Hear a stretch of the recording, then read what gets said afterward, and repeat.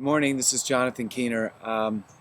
It's the 2nd of November, and it is a gorgeous fall day. I'm back here down at the property where we will be having our worship time on November 14th. We're going to have several bands play. It's going to start at 3 o'clock, hopefully. We never get anything started on time here. People are notoriously late, but because of the potential that it could get cold at night and so forth, we want to be able to start during the day. We'll start praying about the weather, that it'll be beautifully clear, 60 degrees, just a beautiful day in the Lord. And we're going to worship God, and we're going to draw near to Him in truth. And today, what I want to is something that came off of a night of tremendous intense conflict and wrestling all night long in my sleep. My wife, we have the little boys, and they were up all night. One was sick, the other one couldn't sleep, and then the other one just woke up because he was awake. And my incredibly patient wife was up all night, and at various times throughout the night, I was up wrestling with these thoughts that I'm about ready to deliver. So they're all set in love. They're all primarily geared toward the rising generation, and I really hope that God will bless them, because without His blessing, they're of no effect, and my effort is of no effect. If God doesn't bless everything that we do, or anything that we do, or even one little thing we do, it is of no effect. So every one of us are dependent upon the Lord for a blessing. So I'm going to blow the shofar here in a little bit. I'm going to ask the Lord to proclaim a blessing over this. A shofar is an instrument that is as old as creation. Some people believe that it is a signification of the breath of God when He breathed into all of creation through His mouth, and He proclaimed all of creation to come into being. The shofar is a natural instrument made by God. It is a horn on a kindu, this particular one. And they also blew the ram's horn.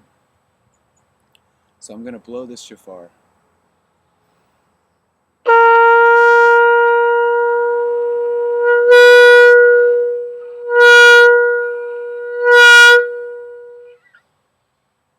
It was the sound of feasting as well as the sound of war. It was the sound of worship. It is a sound that carries all the way to the heavens. It is a glorious sound. And the Lord loves this sound, along with the drum, the cymbal, the stringed instrument. These are the sounds that David used to worship the Lord in Israel. And these are the sounds that we use today.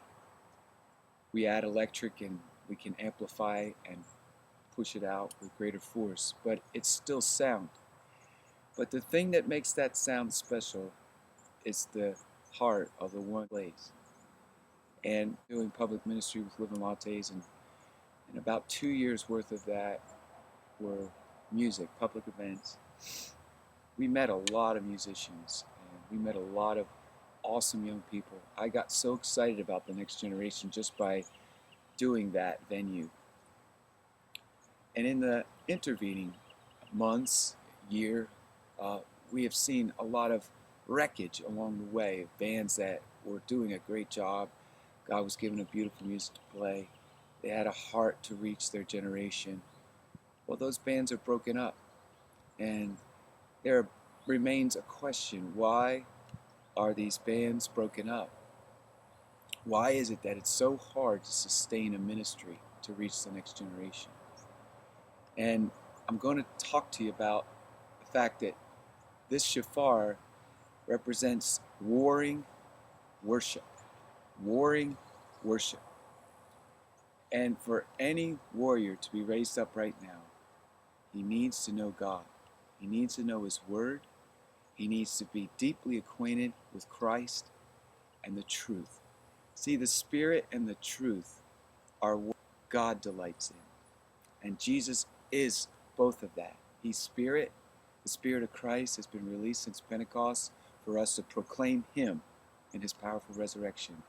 Truth, well, it's all of creation, which God spoke into existence by the words of His mouth, the Word, Jesus Christ, the Word. And it's been recorded for us from Genesis to Revelation. Yeah, there's other words that are powerful of God. We call that Rhema. But what we call the Bible is the Logos. It has been tested, it has been tried, it has been preserved. Wouldn't you like to know that what you're doing today is being preserved forever? But what our forefathers did, these great men of faith, who labored and labored and labored over the text, over the scrolls, whether they were real, who they were written by. These were mighty, mighty, mighty men and women of God who worked very, very hard to give us the Bible. And right now, the rising generation is challenging the authenticity of the Bible. There's always been error. Since Cain and Abel, error. Cain had the opportunity to experience all of God, but Cain chose rather to kill his brother Abel out of jealousy. Jealousy was, murder was there, fornication was there. All forms of sin happened right at the fall.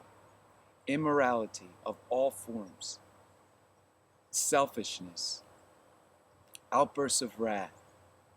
Jesus said in the Gospels to his disciples, do not worry what goes into your mouth. That doesn't defile you. It's what comes out of your heart. It's what comes out of your flesh. We studied yesterday Romans chapter 6. And Paul said to these Roman believers, Jew and Gentile alike, he said, do not let sin reign over your mortal body. And his argument is very strong to a Christian that every day you wake up with sin wanting to have dominion over you, but you must rule it. Just like the Lord said to Cain, sin is knocking at your door. It's saying, murder Abel, be jealous of Abel, but you must master sin. And Abel, by dying and shedding blood, was a representation of what had to happen for us to get the power to fight sin. If Jesus didn't come and die and bear all of the sins of humanity in his body and take them all the way to hell and deal with them there in the fire of God's judgment, then we would not have power today to fight sin. But I'm telling you, we have power to fight sin. We have the truth. And the truth is contained in Jesus Christ. There are many Jesuses that are going about. There's a Jesus of all love. There's a Jesus of all wrath. There's a Jesus who's very permissive. And there's a Jesus who doesn't care about worship, what kinds of worship. It's a Jesus that says you can do whatever you want. You know, you can have any form of sex that you want to have. That's the Jesus of perversion. Permissive. And I'm telling you, Jesus was a Jew.